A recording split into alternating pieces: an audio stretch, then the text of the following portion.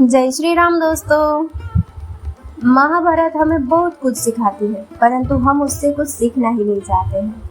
महाभारत में सीखने के लिए काफी कुछ है, जिसमें घटित घटनाक्रम को यदि वर्तमान में संदर्भ के रूप में देखें तो काफी कुछ समस्याओं का समाधान हम स्वयं ही निकाल सकते हैं। महाभारत की हर कहानी कुछ न कुछ सिखाती है। तो आओ देखते हैं जिंदगी का मैनेजमेंट।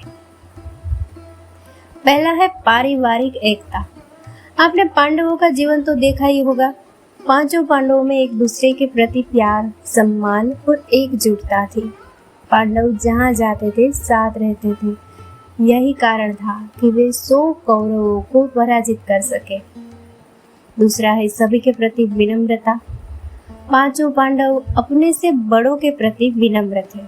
वे कभी भी अपने से बड़े को अपमानित नहीं करते थे। उनमें घमंड नहीं था और ना ही वे खुद को दूसरों से शक्तिशाली मानकर व्यवहार करते थे।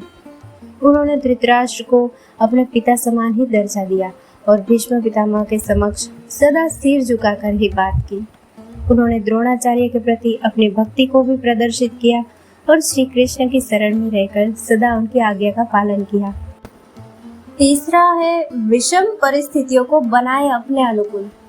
जब पांडवों को वनवास हुआ तो उन्होंने वनवास की विषम परिस्थिति में भी समय को व्यर्थ नहीं गवाया। इस दौरान उन्होंने जहां अपने लिए राज समर्थन बढ़ाया, वहीं उन्होंने तप और ध्यान करके खुद को शक्तिशाली भी बनाया।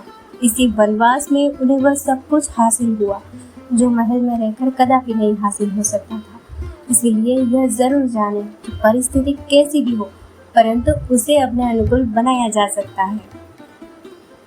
सकारात्मक सोच से लोहा भी बन जाता है सोना। ये चौथी सीख है।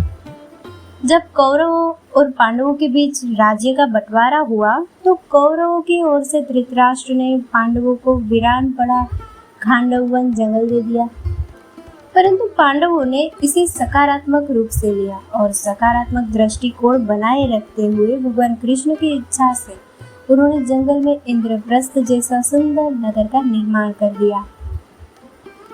संयमित भाषा का प्रयोग।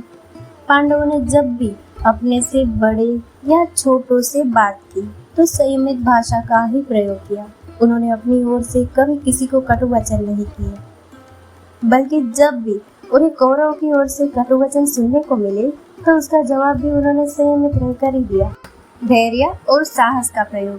पांडवों ने विषम परिस्थिति में भी हमेशा धैर्य के साथ काम लिया और साहस के साथ उसका मुकाबला किया, चाहे वह लक्षागृह से बचना हो या युद्ध में कौरवों के द्वारा उनकी सेना के हजारों सैनिकों का एक ही दिन में सफाया करना चाहा हो। कौरवों के समक्ष कमजोर होने के बावजूद उन्होंने धैर्य और साहस से युद्ध को जीता। सातवां है गलतियों से सीखा। पांडवों ने अपनी गलतियों से सीखा और उस सीख को कभी भूले नहीं। उन्होंने कभी भी गलतियों को दोहराया नहीं और हमेशा नए प्रयोग किए। मन में नहीं रखा कभी भी भ्रम। ये उनकी 8वीं सीख है। यदि आपके मन में भ्रम या विरोधाभास होगा तो आप में निर्णय लेने की क्षमता का पतन हो जाएगा।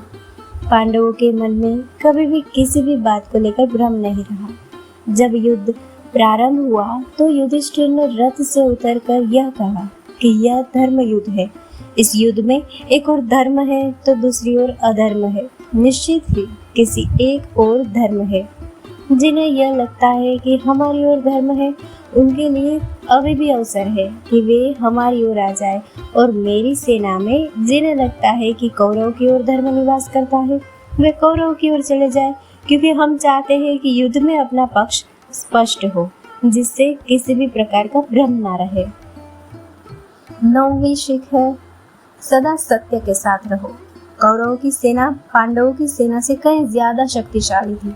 एक से एक योद्धा और ज्ञानी जन कौरवों का साथ दे रहे थे। पांडवों की सेना में ऐसे वीर योद्धा नहीं थे।